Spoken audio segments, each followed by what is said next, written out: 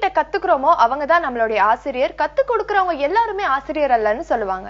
அதே மாதிரி எல்லார்கிட்டயுமே நம்ம கத்துக்கிறதுக்குன்னு ஒரு விஷயமாச்சும் இருக்கும். அப்படி நமக்கு நல்ல விஷயங்களை சொல்லி கொடுத்த ஒவ்வொருத்தருமே ஆசிரியர் தான். உங்களுடைய ஃபேவரட் ஷோவான மார்னிங் கஃபேக்கு உங்க எல்லாரையும் வரவேற்கும் நான் உங்கள் கண்மணி.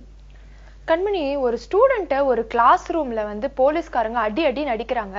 ஆனா எந்த டீச்சர்ஸுமே அதை அப்போஸ் பண்ணவே இல்லை. அப்படின்னா என்ன அர்த்தம்? ஆக்சுவலி அந்த ஸ்டூடெண்ட் ஏதாவது ஒரு குற்றம் செஞ்சிருக்கலாம், அதுக்காக அடிக்கிறாங்களா இருக்கும். என்னதான் குற்றம் செஞ்சிருந்தாலும் இப்படி அடிக்கிறது சரியா அப்படின்னு எனக்கு தெரியல. ஆக்சுவலி என்ன இன்சிடென்ட் நடந்ததுன்னு நான் சொல்றேன், யார் பக்கம் நியாயம் இருக்குன்னு நீ சொல்லு. சரியா?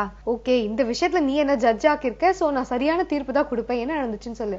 ஆக்சுவலி தெலுங்கானால வந்து ஒரு 10th ஸ்டாண்டர்ட் டீச்சர் என்ன பண்ணிருக்காங்கன்னா, பாடம் சொல்லி கொடுக்காம கிளாஸ் ரூம்ல கொரட்டை விட்டு படுத்து தூங்கிருக்காரு. சோ அந்த ஸ்டூடெண்ட் என்ன பண்ணிருக்காங்க, அந்த டீச்சரை வந்து போட்டோ எடுத்து, அதாவது அவர் தூங்குறத போட்டோ எடுத்து எஜுகேஷன் மினிஸ்டருக்கு வாட்ஸ்அப் பண்ணிருக்காங்க. சோ உடனே அந்த மினிஸ்டர் பார்த்து எந்த ஸ்கூல்ல எந்த டீச்சர் அவங்க அப்படின்னு என்கொயர் பண்ணி அந்த டீச்சரை அந்த ஸ்கூல்ல இருந்தே சஸ்பெண்ட் பண்ணிட்டாங்க. ஆக்சுவலி கரெக்ட் தானே, அந்த ஸ்டூடெண்ட் பண்ணதுல எந்த தப்பும் கிடையாது. இப்படி கம்ப்ளைண்ட் பண்ணது மூலமா அவங்க ஆக்ஷன் எடுப்பாங்க. கண்டிப்பா ஒரு பெட்டரான டீச்சர் வந்து அந்த போஸ்டிங் வருவாரு. சோ இதுல என்ன தப்பு இருக்கு? உனக்கு தெரியுது, எனக்கு தெரியுது, ஆனா அந்த ஸ்கூல்ல இருக்கிற டீச்சர்ஸ் யாருக்குமே தெரியல. ஆக்சுவலா வந்து திடீர்னு போலீஸ் வந்து என்ன பண்ணிட்டாங்க, அந்த ஸ்டூடெண்ட்டை வந்து அடி நடிச்சிருக்காங்க ஸ்கூல்லயே. ஆனா எந்த டீச்சரும் வந்து அப்போஸ் பண்ணவே இல்லை. பட் விசாரிச்சு பார்த்த பிறகுதான் தெரிஞ்சது அந்த போலீஸ வர சொன்னதே அந்த ஸ்கூல் டீச்சர்ஸ் தான். ஆக்சுவலி இது ரொம்பவே தப்பான ஒரு விஷயமா தான் இருக்கு. இந்த மாதிரி ஒருத்தர் தப்பு செய்யறத வந்து சுட்டி காட்டும் போது அது மூலமா ஏதோ ஒரு சொல்யூஷன் கிடைக்கும். ஆனா இந்த ஸ்டூடெண்ட்க்கு நடக்கிறத பார்க்கும்போது இனிமே யாரோ ஒருத்தர் தப்பு செஞ்சா கூட அதை சுட்டி காட்டணும் அப்படிங்கிற தைரியம் நிறைய பேருக்கு வராது. பிளஸ் ஸ்கூல் அப்படிங்கிறப்போ ஸ்டூடெண்ட்ஸ்க்கு வந்து நல்ல விஷயங்கள் வந்து அவங்க நிறைய அங்க கத்துப்பாங்க அப்படிங்கிற ஒரு நம்பிக்கை இருந்துச்சு. ஸ்கூல்லே இந்த மாதிரியான அநியாயம் நடக்கும் போது கொஞ்சம் வருத்தமா தான் இருக்கு. இந்த செய்தியோட நம்ம நிகழ்ச்சியோட முதல் பகுதியான யோகாசனம் பகுதியை பார்த்துட்டு வந்துடலாம்.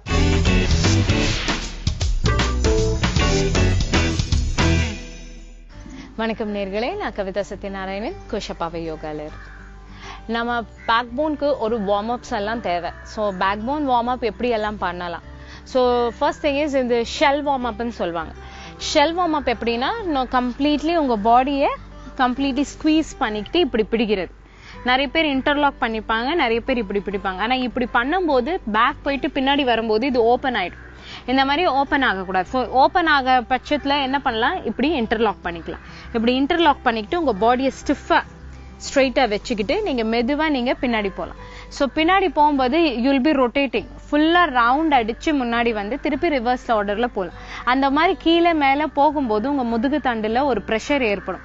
ஸோ அது உங்களுக்கு முதுகு வலி இருக்குன்னா இது கூட பண்ணலாம். ஆனால் ஸ்பாண்டிலைட்டிஸ் இல்லைன்னா சர்விக்கல் ஸ்பாண்டிலைட்டிஸ் இருந்துச்சுன்னா நீங்கள் இதை ட்ரை பண்ணுறது கொஞ்சம் அவாய்ட் பண்ணலாம். ஸோ நான் இப்போ காட்டுறேன், நீங்கள் அதை பார்த்துட்டு சொல்லுங்கள் எப்படி நீங்கள் ப்ராக்டிஸ் பண்ணி செய்ய முடியும். ஸோ மெதுவாக நீங்கள் பின்னாடி போயிட்டு சைடாக நீங்கள் வந்து எழுப்புவீங்க. ஸோ அதே மாதிரி மெதுவாக நீங்கள் கீழே போயிட்டு நீங்கள் சைடாக வந்து அகெயின் ஸ்ட்ரெயிட் ஸ்டிஃப்னஸ் பிடிக்கணும். அதே மாதிரி தான் ஸ்ட்ரெயிட்டாக போயிட்டு மறுபடியும் ஸ்ட்ரெயிட்டாக ஸ்டிஃப்னஸ் பிடிக்கணும் அகெயின். ஸோ இது ஒரு ரொட்டேஷன் மாதிரி தான். மறுபடியும் அண்ட் மெதுவாக நீங்கள் இந்த ரொட்டேஷனை நீங்கள் பண்ணிகிட்டே வரலாம். இந்த ரொட்டேஷனை பண்ணிகிட்டே வரும்போது உங்களுக்கு அந்த பேலன்ஸ் எப்படின்னு தெரியும். அண்ட் இப்படி வரலாம். இதே ஆர்டரை ரிவர்ஸ்லையும் பண்ணி பார்க்கலாம். ஸோ இப்போ நீங்கள் ரொட்டேட் பண்ணீங்க இல்லையா கிளாக் வைஸ், ஸோ ஆன்டி கிளாக் வைஸாகவும் நீங்கள் அதை ரொட்டேட் பண்ணி பார்க்கலாம். அந்த மாதிரி பண்ணும்போது உங்கள் ஹிப்பில் இருக்கிற போன், உங்கள் முதுகு தண்டு கரெக்டாக தரையில் பதிஞ்சு எழும்பும். அந்த மாதிரி எழும்பும்போது உங்களோட பேக் பெயினை கொஞ்சம் அது ரிலீஸ் பண்ணிவிடும். இதை எப்போ பண்ணலாம், நான் ஆசனாஸ் எல்லாம் முடிச்சுட்டேன், ரொம்ப டயர்டாக இருக்குது, ஷவாசனா பண்ண வேண்டாம்னா நீங்கள் இந்த மாதிரி ஃபார்த் அண்ட் பேக்குன்னு பண்ணி நீங்கள் ப்ராக்டிஸ் பண்ணலாம். ஸோ இதுக்கப்புறமா நம்ம பார்க்க போகிற ஆசனா ஷண்முகி ஆசன். ஷண்முகி முத்ரா ரொம்பவே இம்பார்ட்டண்ட்டான முத்ரா எல்லா முத்ராஸ்லையும். ஏன்னா இதோட முத்ராஸ் வந்து 5 சென்சரி ஆர்கன்ஸை க்ளோஸ் பண்ணி மூச்சு உள்ள வெளியே எடுக்கும்போது அந்தந்த உறுப்புகளுக்கு தேவையான ஏர் ப்ரெஷர் போய் அதை கிளென்ஸ் பண்ணிவிடும். ஸோ ஷண்முகி முத்ரா ரொம்பவே இம்பார்ட்டண்ட்டான முத்ரா. ஸோ அந்த முத்ராவை எப்படி பண்ணலான்னுட்டு நம்ம பார்க்கலாம்.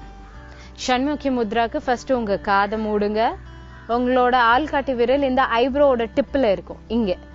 இங்கே ஆக்சுவலி இங்கே இருந்துச்சுன்னா ப்ரெஷர் ஏற்படும், அதனால கொஞ்சம் ஐப்ரோவோட டிப்பில் வச்சுடுங்க.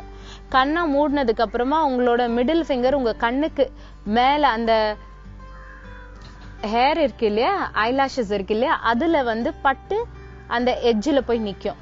கண்ணுக்கு மேல வேண்டாம். கண்ணுக்கு மேல வச்சீங்கன்னா உங்களுக்கு அந்த வலி ஏற்படும். சோ அந்த பியூப்பிளுக்கு வலி ஏற்படக்கூடாது. சோ அந்த மாதிரி நீங்க பிளேஸ் அவுட் பண்ணணும். இங்க ஒண்ணு, கண்களுக்கு கீழே ஒரு பாயிண்ட்டுக்கு இங்க, உங்க மோதிர விரல் மூக்குக்கு கிட்ட அண்ட் வாய்க்கு கிட்ட உங்களோட சுண்டு விரல். இந்த மாதிரி இருந்துட்டு மூச்சு உள்ள வாங்கும்போது மெதுவா மேல வெளியே விடணும். மூச்சு உள்ள, மூச்சு வெளியே. இந்த மாதிரி பண்ணும்போது உங்களோட மூச்சு உள்ள வெளியே வாங்கும்போது ஒரு கைண்ட் ஆஃப் சவுண்ட், அதாவது ஹிஸ் சவுண்ட் சொல்லுவாங்க, அதாவது பாம்பு சத்தம் போடுற அந்த சத்தம் நீங்க மூச்சு வெளியே உள்ள வாங்கும்போது அந்த மாதிரி ஃபீல் ஆகும். அந்த மாதிரி சத்தம் வரணும். ஸோ அதை ப்ராப்பரா நீங்க பிடிச்சிங்கன்னா கரெக்டா இருக்கும்.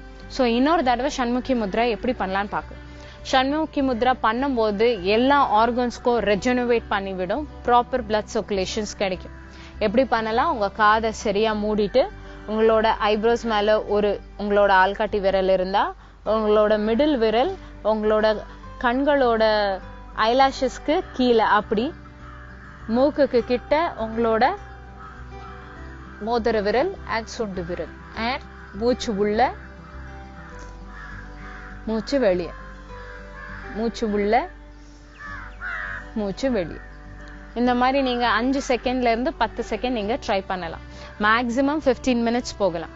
ஆண்கள் பெண்கள் என்னட்டு ஒரு வேறுபாடு இல்லை, எல்லாருமே இந்த ஆசனாவை பண்ணலாம். இந்த மாதிரி பண்ணும்போது உங்களோட தலைப்பகுதியில ஒரு புத்துணர்ச்சி கிடைக்கும். அதுவே தான் உங்களோட எனர்ஜியை ரொம்பவே பில்டப் பண்ணும். ஸோ சீக்ஸ் மசில்ஸ்க்கெல்லாம் ஷண்முகி முத்ரா ரொம்பவே நல்லது. அந்த மூச்சு உள்ள வெளியே வாங்கும்போது உங்களோட காதுகளுக்கு ஒரு கிளென்சிங் இருக்கும், உங்க த்ரோட் பாயிண்ட்டுக்கும் அது கிளென்சிங் இருக்கும், அதாவது சுத்தப்படுத்துற வேலையை கரெக்டா செய்யும்.